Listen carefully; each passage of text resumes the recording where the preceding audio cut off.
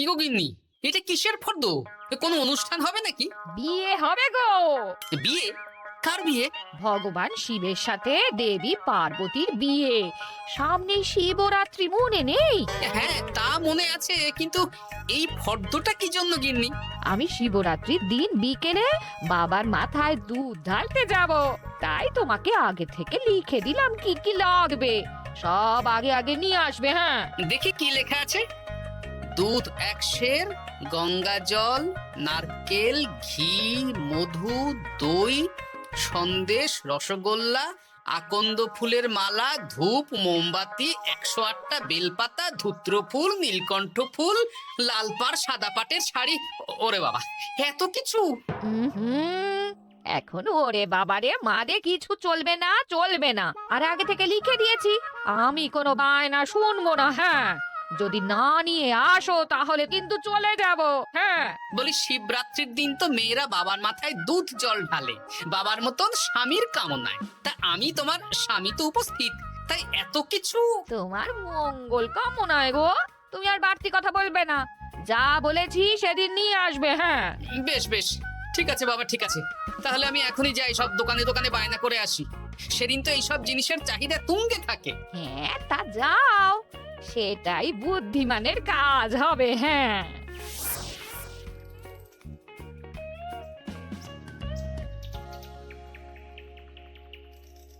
আরে এই তো পুটির বাবা, সকালে রাজসভায় গিয়েছিলে কিন্তু তেমন কোনো কথা হলো না। হ্যাঁ গোপাল দাদা, এখন কি যে করি। ঠিক আছে ঠিক আছে, আমি দেখছি কি ব্যবস্থা করা যায়, বুঝলে। ঠিক আছে গোপাল দাদা, একটু দেখো, বুঝতেই তো পারছো অভাবের সংসার।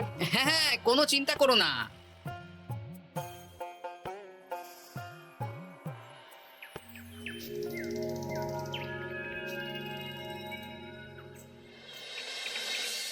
আচ্ছা, আজ তাহলে শিবরাত্রির আয়োজন নিয়ে আলোচনা হোক।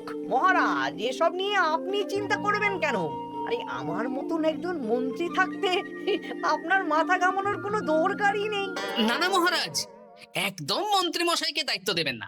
উনি প্রত্যেকবার দায়িত্ব নিয়ে সব তালগোল করে দেন, আর সব শেষে বলেন আমার ভুল হয়ে গেছে, আমাকে ছেড়ে দিন। এই গোপাল গোপাল, একদম বাজে কথা বলবে না। আমি এখন ভালো হয়ে গেছি। ভালো না কালো? মহারাজ মহারাজ, আপনি আমাকে দায়িত্ব দিন, আমি সব সামলে দেব। সব কাজ সবাই মিলে করলেই তো ভালো। পুজো পাঠের দায়িত্ব আমার, বাকি আমি জানি না। সে ঠিক আছে, কিন্তু পুজোর জোগাড় অনেক দায়িত্ব, সব হিসেব করে কেনাকাটা করতে হয়। সবচেয়ে বড় ব্যাপার, তার জন্য সৎ হতে হয়। আমি কি অসৎ নাকি? আমি সব দায়িত্ব নেব। না, আমি নেব। আমি নেব। আমি। আহ, চুপ চুপ, একদম চুপ। গোপাল দায়িত্ব নেবে না মন্ত্রী, সেটা তো বিচার করতে হবে। কিভাবে বিচার করবেন মহারাজ?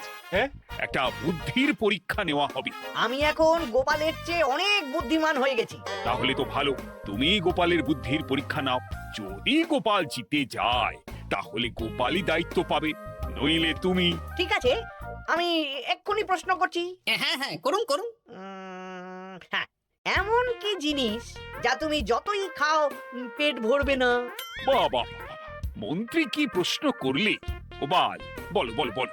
এবার জমবে মজা। বেশ, তাহলে বলি। হ্যাঁ, বলো বলো। উত্তর হলো বাতাস। যতই খাও পেট ভরে না। গোপালের কি বুদ্ধি! ও মন্ত্রী মশাই, এই গোপাল তো প্রথম দানেই বাজিমাত করে দিল। হ্যাঁ, প্রথমটা তো সহজ ছিল। ঠিক আছে, এতই যদি বুদ্ধিমান হও তাহলে আরেকটা পরীক্ষা দাও। হ্যাঁ মন্ত্রী, বলো। এবার আপনারা একটু অপেক্ষা করুন, আমি আসছি।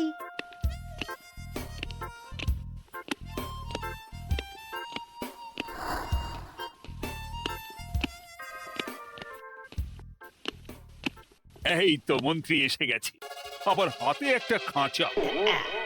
এই না গোপাল, এই খাঁচায় একটি অদৃশ্য মুরগি আছে। তুমি যদি বুদ্ধিমান হও তবে এর মাংস রান্না করে আজ নৈশ ভোজে মহারাজকে খাওয়াতে হবে। যদি না পারো, দায়িত্বের দও পাবে না। বেশ, তাহলে দিন, আমি রাতেই আসছি, রান্না করে নিয়ে আসছি। আপনারাও সবাই হাজির থাকবেন কিন্তু।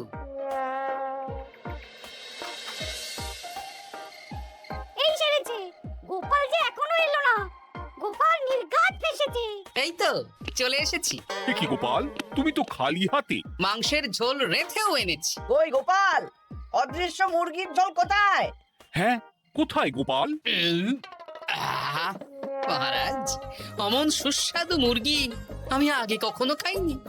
আমি সেটা রান্না করে রাজপ্রাসাদের প্রধান ফটকের বাইরে রেখে এসেছি। মস্করা হচ্ছে? চলুন তো গিয়ে দেখি। হ্যাঁ, চলো তো।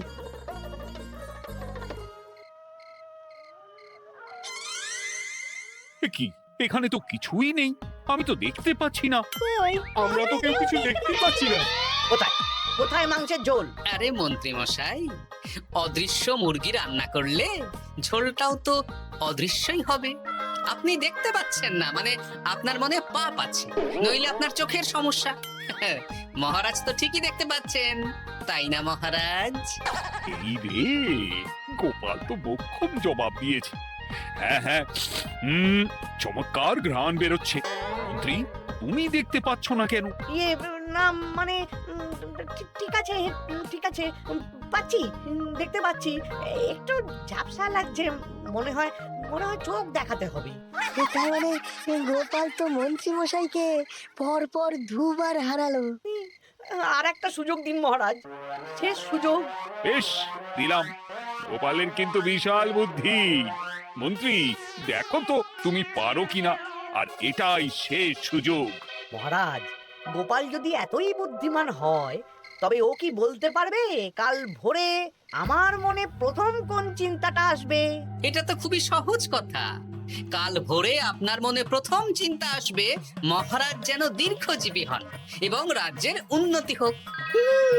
এই সেরেছে, এবার তো মহা ফাপড়ে পড়লাম। আমি যদি বলি না, এটা আমার চিন্তা ছিল না, তবে মহারাজের কাছে গর্দান যাবে। আর যদি বলি হ্যাঁ, তবে গোপালের বুদ্ধির কাছে আমাকে হার মানতে হবে। কি মন্ত্রী, বলো। হ্যাঁ, ঠিক বলেছ গোপাল, এটাই আমার চিন্তা ছিল। সাবাস গোপাল, সাবাস, কি তীক্ষ্ণ বুদ্ধি। তাহলে এই বুদ্ধির পরীক্ষায় বিজয়ী হলো গোপাল। তাহলে শিবরাত্রির পুজোর আয়োজনের দায়িত্ব এবার গোপালের। আমার আর কোনো চিন্তা রইল না। মহারাজ, গোপাল তো সব দায়িত্বই পেল, আমাকেও কিছু একটা দায়িত্ব দিন। আমিও একটা ঈশ্বরের সেবা করার সুযোগ চাই। আহ, তুমি তো হেরে গেলে।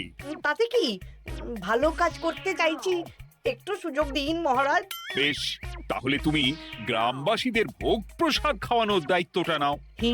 ধন্যবাদ মহারাজ। হ্যাঁ মন্ত্রী, মিলেমিশে কাজ করো, কিন্তু ঝামেলা করো না। না না, আমি সুষ্ঠুভাবে পালন করব। ঠিক আছে মন্ত্রী মশাই, তাহলে ওইটুকুই করুক, কিন্তু আমার কাজে কোনো বাধা দিতে আসবেন না। না না না, তোমার কাজে কোনো বাধা আসবে না। আমি ভোগ প্রসাদ বিতরণ, খাওয়া দাওয়া, এই সব ব্যাপারটা দেখব।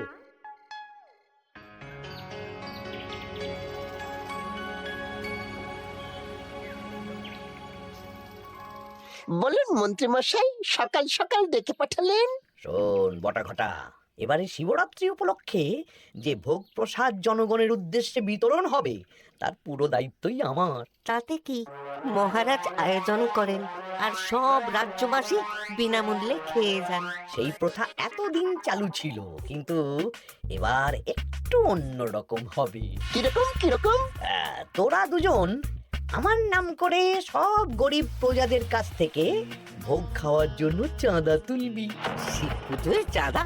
হ্যাঁ দাদা, না মানে ঘটা, খুব সামান্য। বাড়ি আর দোকানগুলোয় যাবি আর মাথা পিছু 1 আনা করে তুলবি, কেমন? বেশ, তারপর বলবি ঢালাও খাওয়ানো হবে, এলাহি আয়োজন। আচ্ছা ঠিক আছে। তবে ভুল করেও কোনো রাজসভাসদদের বাড়ি থেকে বা মান্যিগণ্যি লোকের বাড়ি থেকে এই চাঁদা তুলিস না যেন। না না, বুঝতে পেরেছি, তুলবো না। বলবি সারা রাত পুজো হবে, পরের দিন সকালে হবে প্রসাদ বিতরণ, কেমন?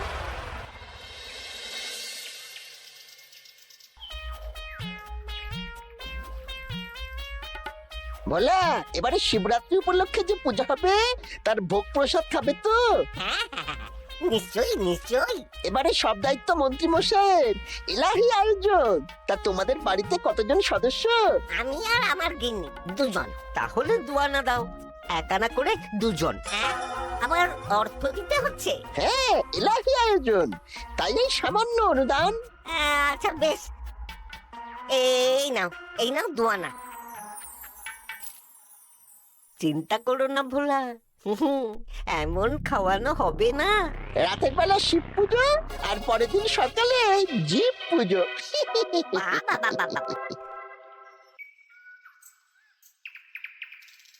সব দোকানে দোকানে আমি যাচ্ছি, আর তুই লোকজনের বাড়ি বাড়ি যা। বেশ। রে কত হলো? অনেক হয়েছে মন্ত্রী মশাই, এই দেখুন। বাবা বাবা বাবা, এক আনা করে নিয়েই তো থলে ভরে গেছে। হ্যাঁ, এবার হবে মাছের তেলে মাছ ভাজা। মহারাজও ভোগের আয়োজনের জন্য আজকে মোহর দিয়ে দিয়েছেন। তার মানে তো আপনার মুনাফাই মুনাফা, লাভই লাভ। আমাদেরকেও কিছু দিন। দেব, এখনো কাজ বাকি আছে।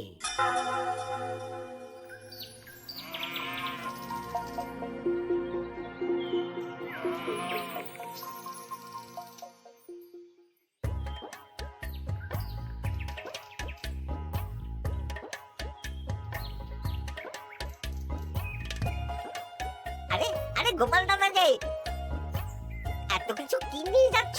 এই তো শিবরাত্রির পুজো উপলক্ষে দশকর্মার বাজার রাজবাড়ি নিয়ে যাচ্ছি। এবারে তো এলাহি ভোগের আয়োজন, হ্যাঁ?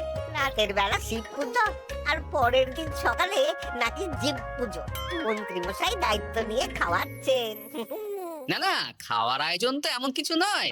আমি যতদূর জানি ওই খিচুড়ি, আলুর দম, ছেঁচড়া, পায়েস, চাটনি আর একটা করে মিষ্টি। আর যতদূর জানি এই ভোগ খাবার জন্য সব গ্রামবাসী থেকে মাথা পিছু 1 আনা করে নিয়েছেন। হ্যাঁ, ভোগের প্রসাদ তো বিনামূল্যে। মন্ত্রীমশাই 1 আনা করে মাথা পিছু নিয়েছেন? হ্যাঁ গো, এরকম তো কথা ছিল না। আচ্ছা আমি দেখছি কি করা যায়। দেখছি আমি দেখছি।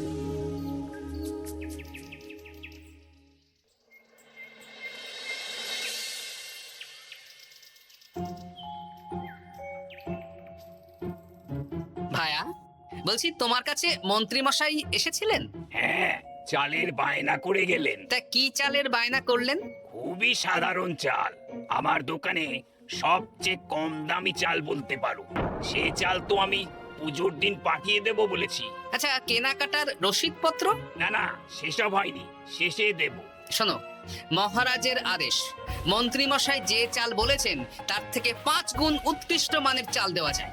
যে চাল রাজা বাদশারাও খুব কম খান, সবচেয়ে দামি চাল। আচ্ছা, আর ডাল? ওটাও 1 নম্বর মানের সোনামুখ দেবে। বেশ। মন্ত্রীমশাই যা যা বায়না দিয়েছেন পরিমাণ এক থাকবে, শুধু জিনিসপত্রের মান বাড়বে। ঠিক আছে? আচ্ছা ঠিক আছে। আর একথা মন্ত্রীমশাইকে জানানোর দরকার নেই, শুধু মোহরটা ওনার কাছ থেকে আদায় করে নিন। যেদিন খাওয়ানো হবে সেদিন বিকেলে যাবে, মানে শিবরাত্রির পরের দিন বিকেল। বেশ।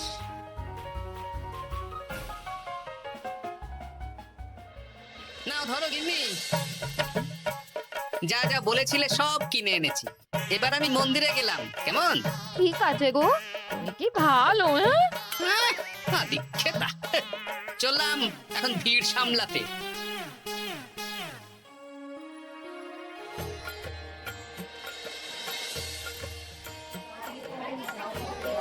একটু সারিবদ্ধভাবে দাঁড়ান, আপনারও সুযোগ আসবে।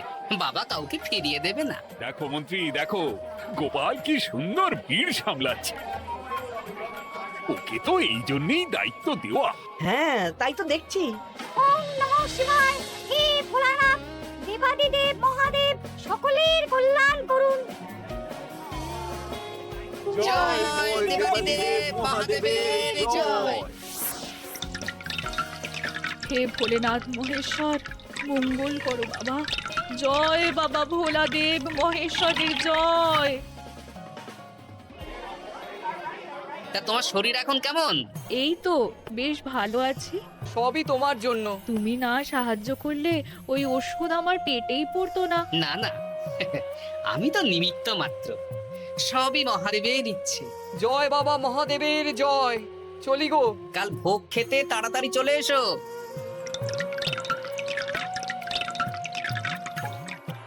জয় দেবাদিদেব মহাদেবের জয়।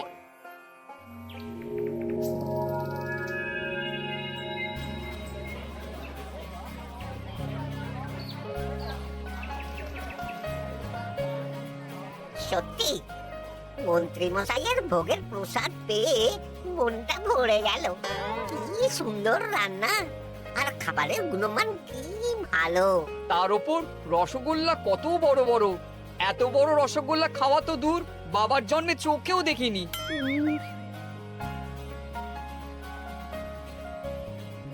এই সেরেছে।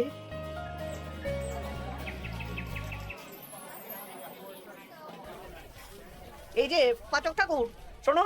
বলুন মন্ত্রী মশাই, আজ আমি খুব খুশি। কেন? আপনি মহান। কেন? মানে আপনি যে চাল পাঠিয়েছেন সে চালে রান্না করা আমার স্বপ্ন ছিল। কি গন্ধ, কি গুণমান, রাজা বাদশাদের চাল বলে কথা। আমি তো খুব সাধারণ মানের চাল দিতে বলেছিলাম, 30 আনা সের মূল্যের চাল। কেন, নবাব বাদশাদের ঘরে এই চালটা থাকে। তাই? কোথা থেকে এলো? কেন, চালের দোকান থেকে এসেছে। মিষ্টিও দারুণ, রসগোল্লা তো নয়, যেন যেন একেবারে বড় বড় রাজভোগ। কি আকার, কি গুণমান, কি স্বাদ। আহা, দেখুন দেখুন দেখুন। বাবা, ভোলা এত বড় রসগোল্লা দিয়েছে। ঠিক আছে, যা হচ্ছে হতে দে, আমি তো চিন্তায় পড়ে গেছি।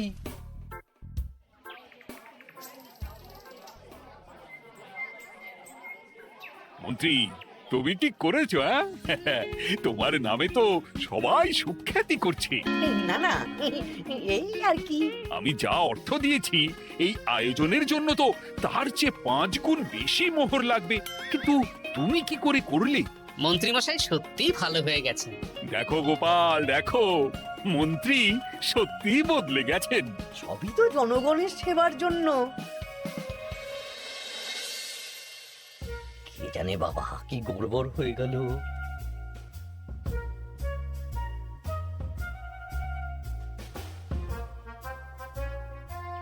মন্ত্রী মশাই, বকেয়া পাওনা নিতে এলাম। আপনার মোট হয়েছে চালের 350 মোহর, মুগ ডালের 250 মোহর, আর মশলাপাতি 100 মোহর। বলো কি? মন্ত্রী মশাই, ওই আপনার মোট বকেয়া 300 মোহর। আর আমার এই 150 মোহর। হ্যাঁ, চলুন মহারাজ, একটু মন্ত্রী মশাইয়ের বাড়ির দিকে ঢু মেরে আসি। চল। চলুন, ওনাকে গিয়ে ধন্যবাদ জানিয়ে আসি। এই না না না, আরে আরে আমি কি করে দেব? আমি কি চন্দ্রমুখী আলু দিতে বলেছিলাম? আমি কি করে দেব? না না, ও আপনাকে দিতেই হবে। হ্যাঁ, কি বলছো মন্ত্রী? তুমি এত ভালো কাজ করেছো, এত বড় মুখ করে সকালে বললে যে সবই জনগণের সেবার জন্য। আরে আমি কিভাবে জানবো যে এত খরচ হয়ে যাবে? কেন মন্ত্রী মশাই, আপনি তো গ্রামবাসীদের থেকে অর্থ নিয়েছেন, মাথা পিছু 1 আনা করে। হ্যাঁ, মানে এই সব তো কথা ছিল না। এই ছেড়েছে, গোপাল কি করে জেনে গেল? এসব কথা কি আর চাপা থাকে? আর সেই জন্যই তো আপনি ভালো মানের খাবার খাইয়েছেন। সত্যি তো, যে মানের খাবার খাওয়ানো হয়েছে তা কৃষ্ণনগর কেন, আশেপাশের কয়েকটা নগরের লোকও এই জিনিস চোখে দেখেনি, আর তাই তুমি অর্থ আদায় করেছো। না মানে, আমি বুঝতে পারছি না, আমার অনুমতি ছাড়া এগুলো হলো কি করে? মন্ত্রী মশাই, বকেয়া পাওনা দিন, নইলে খারাপ হয়ে যাবে বলে দিচ্ছি। হয়ে গেল, আমি ভিখারি হয়ে গেলাম। অগিন্নি, মোহরের থলেগুলো নিয়ে এসো, গয়নাগাটি নিয়ে এসো। আমাকে পথে বসিয়ে দিল। কে কে আমার এত বড় সর্বনাশ করলো? আমি মন্ত্রী মশাই, আমি। আপনি যখন চাঁদা তুলে ভালো খাওয়াতে চাইছেন, তাই সবচেয়ে ভালো খাওয়ানোর ব্যবস্থা করে দিলাম, তাও আবার আপনার ঘাড় ভেঙে। আমার সর্বনাশ হয়ে গেল। জয় মহাদেবের জয়।